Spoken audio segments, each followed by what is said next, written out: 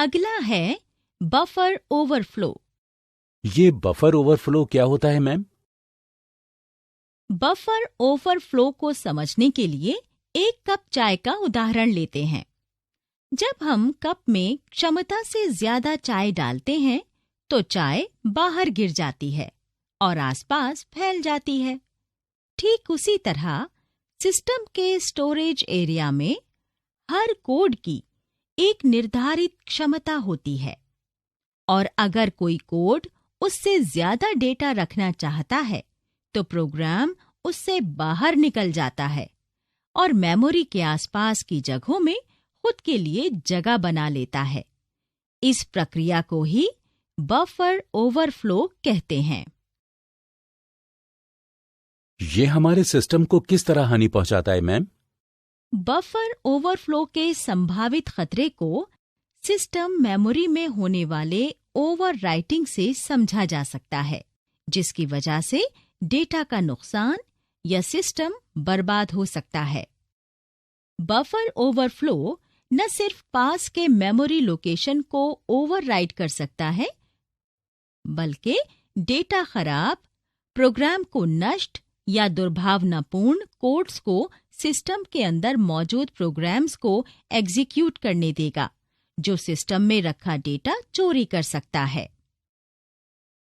ये हमारे सिस्टम को किस तरह हानि पहुंचाता है मैम? उसके लिए तुम्हें इस खतरे के तथ्यात्मक उत्पत्ति के बारे में जानना होगा। एक तथ्य के तौर पर साइबर सुरक्षा को कंप्यूटर पेशेवरों के सामने लाने का श्रेय यूनिक्स प्रोग्राम के एक बफर ओवरफ्लो को ही जाता है, जिसकी वजह से एक साइबर विशेषज्ञ ने एक वर्म बनाया जिसने 1980 के आखिर में सिर्फ 2 दिनों में 10% इंटरनेट को प्रभावित किया। अच्छा, तो ये तब शुरू हुआ था? हाँ राजेश, ये कोई नई चीज नहीं है। जोखिम का कारक कमजोर प्रोग्रामिंग भी है। खराब प्रोग्रामिंग की आदतें, जिनकी वजह से कई खामियां रह जाती हैं, बफर ओवरफ्लो के लिए जिम्मेदार हैं। कुछ प्रोग्रामिंग भाषा में मेमोरी को कई तरह से प्रभावित किया जाता है, जिसमें इसकी जांच नहीं होती कि जितने बाइट्स लिखे जा रहे हैं वो बफर में फिट होंगे या नहीं। इसका नतीजा ये निकलता है कि बफर जल्दी ओवरराइट हो जाता है। वेब एप्लीकेशंस के डेवलपर्स सोच समझकर ज्यादा बफर्स नहीं रखते, जो काफी बड़ा हो या ओवरफ्लो की जांच कर सके। हमलावर इस कमजोरी का फायदा उठाते हैं और कभी-कभी हमारे सिस्टम पर प्रशासनिक अधिकार लेने की कोशिश भी करते हैं। हकीकत में एक बफर ओवरफ्लो फायदा उठाता है। हमलावर एक प्रोग्राम के लिए डेटा भेजता है जो एक छोटे आकार वाली स्टैक बफर में संग्रहित रहता है। नतीजतन कॉल स्टैक की सूचना में सेंध लग जाती है, जिसमें फंक्शन का रिटर्न पॉइंटर भी शामिल है। डेटा रिटर्न पॉइंटर का मूल्य निर्धारित करता है ताकि जब फंक्शन वापस आए तो हमलावर के डेटा में मौजूद मैलिशियस कोड को नियंत्रण सौंप दे।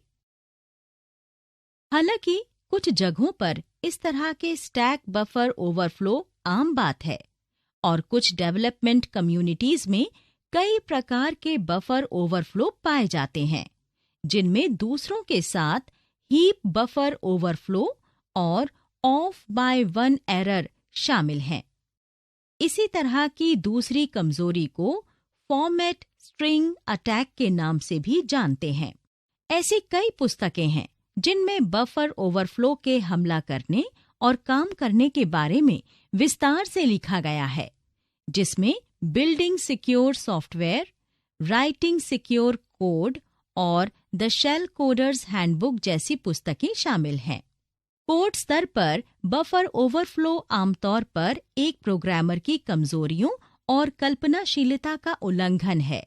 C और C++ में कई मेमोरी मैनिपुलेशन फंक्शंस बाध्यताओं की जांच नहीं करते और बफर्स की आवंटित सीमा जिस पर वो काम कर रहे हैं उसको ओवरराइट कर देते हैं।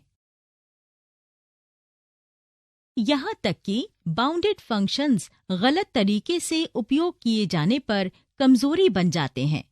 ज्यादातर बफर ओवरफ्लोज की मूल वजह मेमोरी मैनिपुलेशन और डेटा के आकार या उसे बनाने में गलत धारणा है। क्या मालवेयर्स के कुछ और भी उदाहरण हैं मैम, जो बफर ओवरफ्लो बनाते हैं? हाँ राजेश, कई उदाहरण हैं।